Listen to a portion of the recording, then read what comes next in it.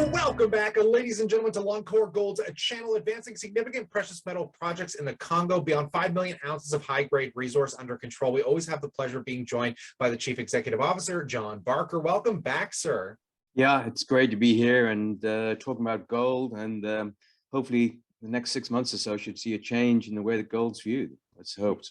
Yeah, in these very tumultuous times that are very intriguing, especially from the gold standpoint. But first and foremost, in this current macro environment where things are getting a little bit harder from a capital raise standpoint, you guys just actually closed a private placement, raising beyond the gross proceeds you were expecting. I mean, you oversubscribed it to 3.375 million. Do you want to talk about that, what it means for Loncor and what you're going to be utilizing that capital for?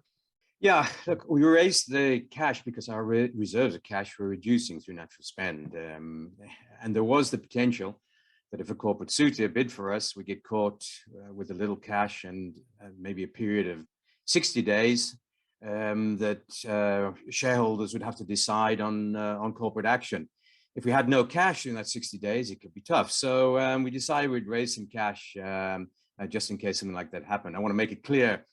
We're not saying such an offer is imminent, but at the same time, it was obviously prudent to position ourselves so that we weren't caught out. And at the same time, while Loncor is a classic, deeply discounted value play, that's how we see it. We may also look to use some of the cash to drill potential targets to keep the news flowing. That's great to hear, man. So from that cash perspective, adding that to your balance sheet of over 40 million in assets, you got very little liabilities, and your current market cap, I think last I checked on the stock, was around 60 to 63 million dollars. Do you want to just kind of give us a brief insight into this kind of deep value that you see within the current stock, and just a general overview of what you think is most prudent in this current market environment?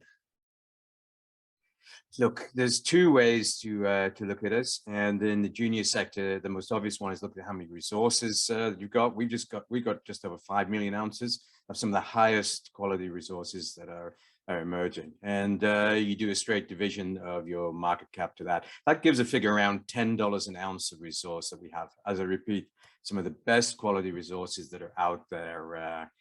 And if you compare that to the peer group, there was a group, Orca just concluded a deal. They were paid just over $60 an ounce for less gold ounces, lower quality gold ounces in the Sudan. So there's the multiples. You're looking at 10 for us and 60 in the neighboring Sudan. That's one way. And the other way is a classic NPV because of the a Dumby deposit being now over 3.66 million ounces. We did a study on it, a scoping study, and at current gold prices, profit after tax comes in around $1 billion. We got 85% of it, $850 million. Our market cap is around 6% of that. So both ways is telling you there's a lot of upside from a value perspective. And if you add to that, the assets hopefully will grow in close proximity to Africa's largest gold mine, top 5 global mine. There's a whole bunch of things that I think either give you some confidence that this is going to be mined, and hopefully that re-rating will happen fairly shortly. Yeah, and in this current current environment, when you're talking about inflation as well, I think it's important to also look at the last market crash where gold kind of delayed actually having a rally. I feel like we could still see a good buying opportunity here, considering gold is still holding up pretty good against the general markets here. Do you have any insight on just kind of the macros of gold, how you generally feel about it? I mean, obviously you're heavily involved. Yeah. Look, in a way, I think there's a potential as perfect storm brewing out there for gold.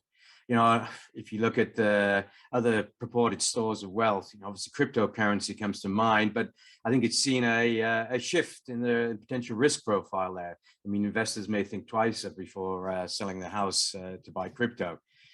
So in contrast as well, gold has behaved as it historically has, as a store of wealth, relatively calm through these troubled and turbulent times. I think you also got to remember that given the amount of negative news out there, it only takes a small, tiny position change by major investment houses on their strategic allocation into something like gold to make a significant change. And I think that's what is going to be happening over the next 1, 2, 3 months. it doesn't need much, but you'll see, I think, gold significantly move upwards if we see a quarter percentage point change in strategic allocations into something like gold or gold equities. So I think that's close, nearer to where we are now than it was 2 or 3 months ago. Or should we say, people are now looking at this in a different light. So, of course, we offer extremely rich to the gold story, given that we're still relatively unknown, having grown through the COVID times. On that note, John, I'm going to pass a question off to the viewers. We'd love to know what you guys think about all of us in that comment section below. Consider subscribing, because as more news comes down the wire, of course, we'll update you here. But on that, stay cool, stay awesome. And as always, I look forward to catching you in the next one.